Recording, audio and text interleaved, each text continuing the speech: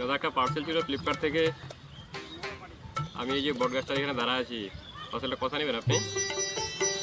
আচ্ছা আচ্ছা, ঠিক আছে ঠিক আছে। একদম আমার পার্সেলটা দিন। কত টাকা দেন তো দিলাম?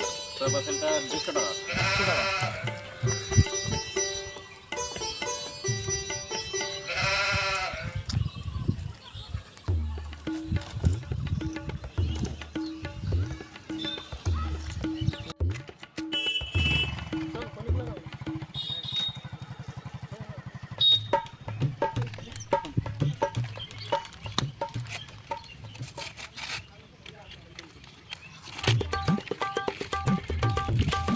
আইফোন অর্ডার করতে দেখি মোবাইলটা দেখি মোবাইল খুলি কভারটা আসছে।